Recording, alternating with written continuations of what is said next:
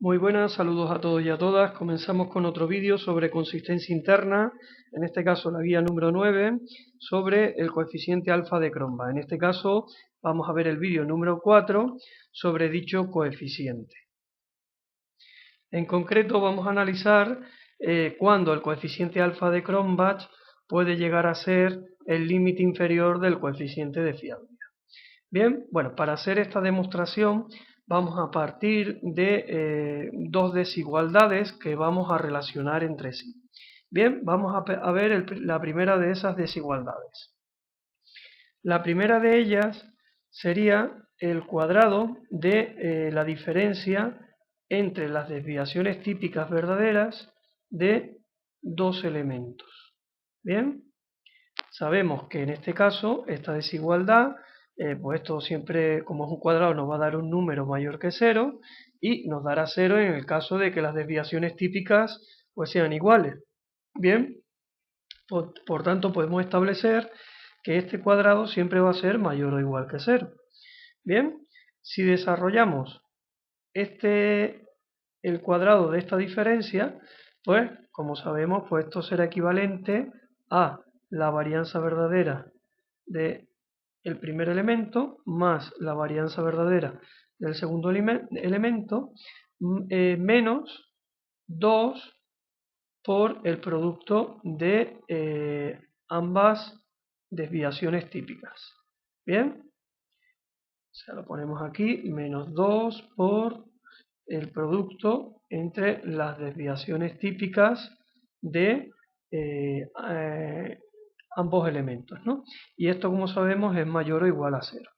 Bien, si pasamos el menos 2 por la desviación típica de las verdaderas, la pasamos al lado derecho de la desigualdad, pues lo que nos queda es que la suma de las varianzas verdaderas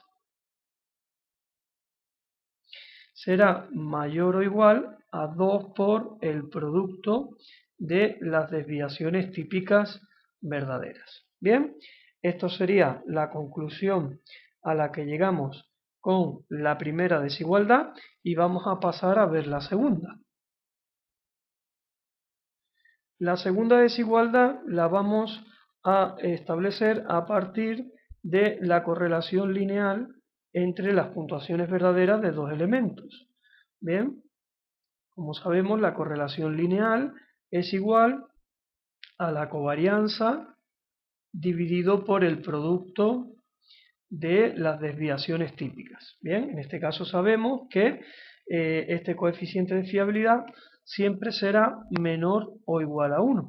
Bien, si pasamos al lado derecho de la desigualdad el denominador del cociente, pues lo que nos queda es que la covarianza entre las puntuaciones verdaderas de los dos elementos será menor o igual que el producto de las desviaciones típicas verdaderas de ambos elementos. Bien, para poder relacionarlo con la desigualdad anterior, vamos a multiplicar por 2 a ambos lados de dicha desigualdad. Bien, por tanto, lo que nos quedaría es que 2 veces la covarianza entre las puntuaciones verdaderas será menor o igual a 2 por el producto de las desviaciones típicas de las puntuaciones verdaderas. Bien, bueno, teniendo en cuenta esta desigualdad que nos ha quedado y relacionándola con la anterior, pues bueno, vamos a establecer dicha relación. Si nos fijamos en las dos desigualdades que hemos obtenido, hay un elemento común entre ellas, ¿bien? Que sería precisamente 2 por el producto de las desviaciones típicas verdaderas y bueno, en el primer caso vemos que 2 por el producto de las desviaciones típicas verdaderas es menor o igual a la suma de las varianzas. Bien, por lo tanto podemos poner aquí que esta desigualdad la podríamos poner de esta manera, ¿no? Bien, es menor o igual que la suma de las varianzas verdaderas. Y en la segunda desigualdad vemos que 2 por el producto de las desviaciones típicas verdaderas sería mayor o igual que 2 por la covarianza entre las puntuaciones verdaderas. Bien, luego de aquí también podemos concluir que el componente que está en el extremo izquierdo de esta desigualdad, que es 2 por la covarianza entre las puntuaciones verdaderas, también será menor o igual que el componente que está en el extremo derecho, que sería en este caso la suma de las varianzas verdaderas. Bien, es decir, que 2 veces la covarianza entre las verdaderas es menor o igual que la suma de 2 varianzas verdaderas. Bien, si nosotros generalizamos esto al caso de que tengamos n partes, ¿vale? Generalizando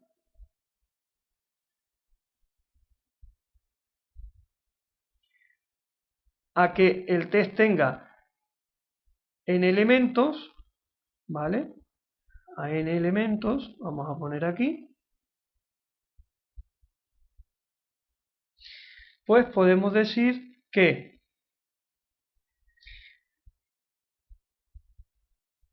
n veces la covarianza de las puntuaciones verdaderas será menor o igual que n veces la varianza de las verdaderas, que es lo mismo que decir que la suma de las varianzas verdaderas de un test de L elementos, ¿no? De n elementos. Bien, esta desigualdad también las podemos expresar de la siguiente manera. Bien, recordemos que la suma de las covarianzas de un test de n elementos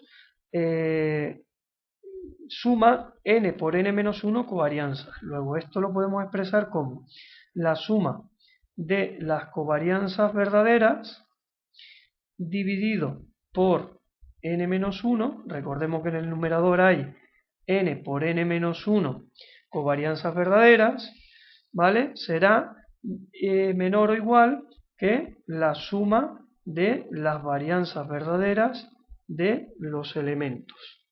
Bien, a continuación vamos a sumar a ambos lados de la desigualdad la suma de las covarianzas verdaderas, de tal manera que nos quedaría lo siguiente: la suma de las covarianzas verdaderas más la suma de las covarianzas verdaderas dividido entre n menos 1 será menor o igual que la suma de las varianzas verdaderas de los elementos más la suma de las covarianzas verdaderas de los elementos. Bien, si operamos en el lado izquierdo de la desigualdad, tenemos que, si sacamos el mínimo común múltiplo, tenemos ahí que un denominador común que sería n menos 1. Y en el numerador tendríamos n menos 1 por la suma de las covarianzas verdaderas más la suma de las covarianzas verdaderas. Esto será menor o igual a lo que está a la derecha de la desigualdad, que como vemos es la suma de las varianzas verdaderas más la suma de las covarianzas verdaderas entre los elementos, pues nos daría la varianza verdadera del test de n elementos. Bien, si seguimos operando en el lado izquierdo de la desigualdad, podemos sacar factor común la suma de las covarianzas verdaderas, bien, por n menos 1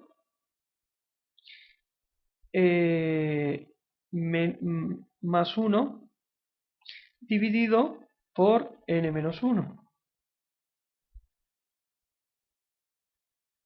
Esto será menor o igual a la varianza de las verdaderas del test. Bien, como vemos aquí arriba, en el lado izquierdo de la desigualdad, podemos simplificar menos 1 y más 1, con lo cual lo que nos quedaría sería n dividido por n menos 1 multiplicado por la suma de las covarianzas verdaderas.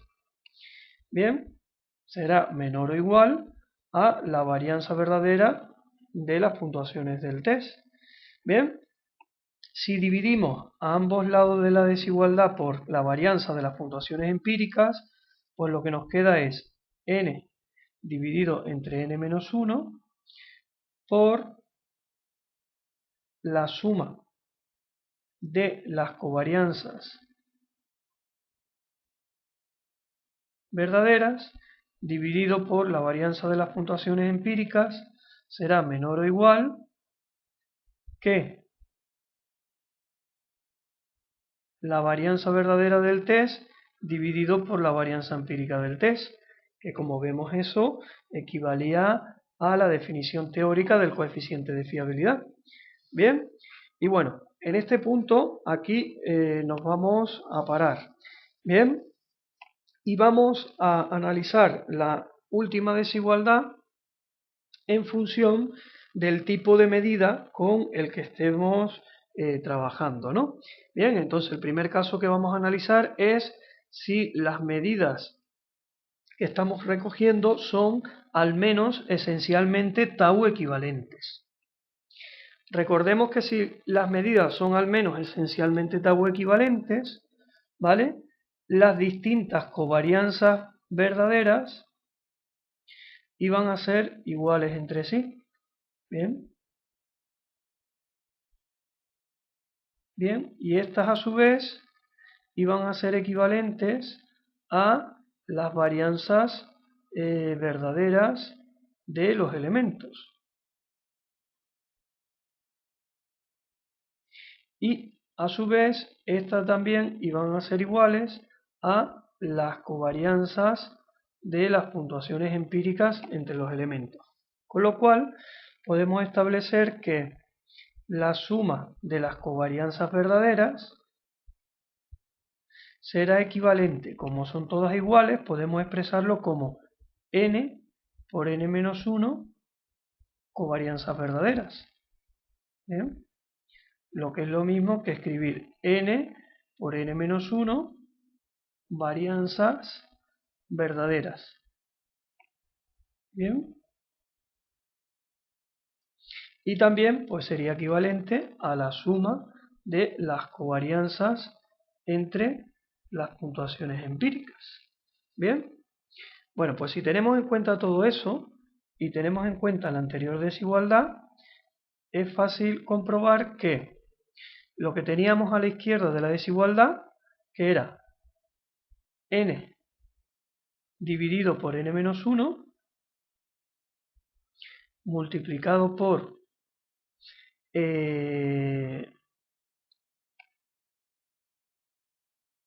el cociente entre la suma de las covarianzas verdaderas, que ahora lo podemos representar como n por n menos 1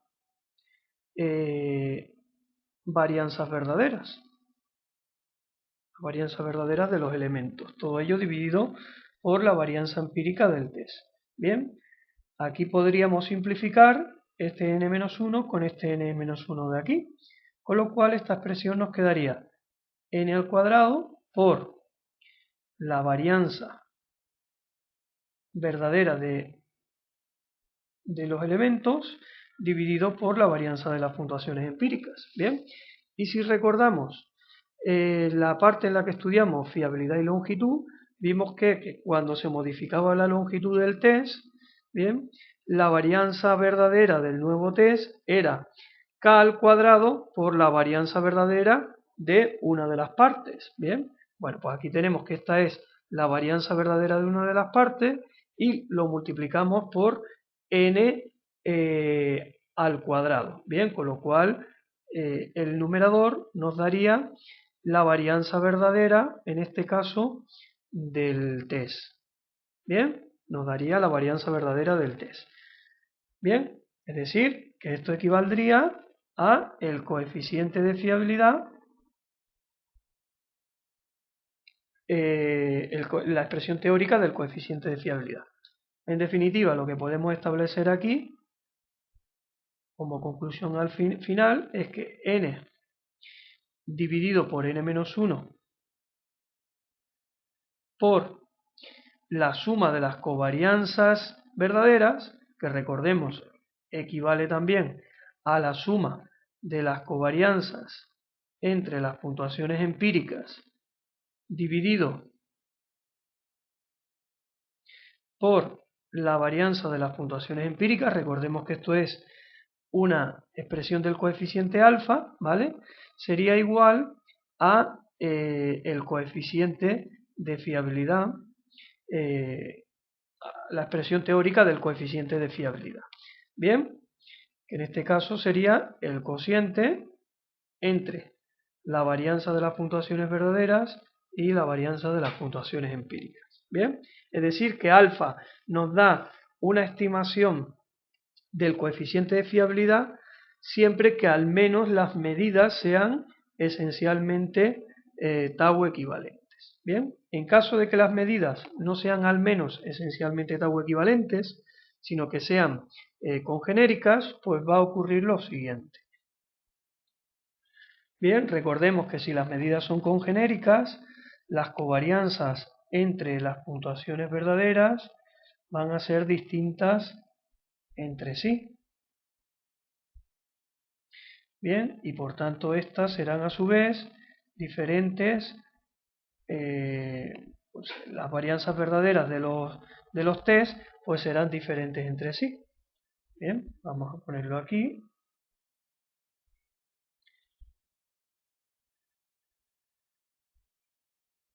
Y por tanto, como hemos dicho, las varianzas verdaderas entre los elementos también serán diferentes entre sí.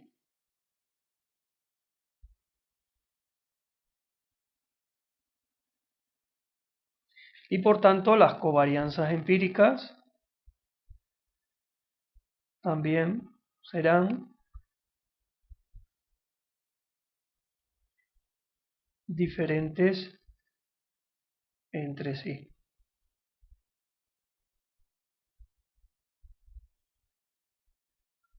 Bien, si esto ocurre, pues evidentemente no podemos decir que la suma de las varianzas verdaderas equivale a la suma de las varianzas, verdaderas o la suma de las covarianzas verdaderas equivale a la suma de las covarianzas empíricas, ¿no? Bien, no podemos establecer esa relación y por tanto lo que concluiríamos es que de la desigualdad que teníamos, que sería n dividido por n-1, por el cociente entre la suma de las covarianzas verdaderas dividido por la varianza empírica será menor en este caso a el cociente entre la varianza verdadera del test y la varianza empírica del test. Bien, es decir, que lo que podemos establecer es que cuando las medidas sean congenéricas, el coeficiente alfa siempre nos dará un valor inferior al coeficiente de fiabilidad. Bien, al valor del coeficiente de fiabilidad. Bien, en definitiva, que la conclusión que podemos obtener es que simplemente si se cumplen los supuestos que hablamos en el vídeo número 1 sobre el coeficiente alfa para que este pueda ser aplicado, bien, y solo en este caso se produce una modificación del tipo de medida que estamos utilizando, si estas son al menos esencialmente tau equivalentes o son congenéricas, pues podemos establecer que el valor del coeficiente alfa, en ese caso, siempre nos va a dar un valor menor o igual al valor menor o igual al coeficiente de fiabilidad del test. Bien, bueno, con esto pues vamos a dar por concluido este vídeo.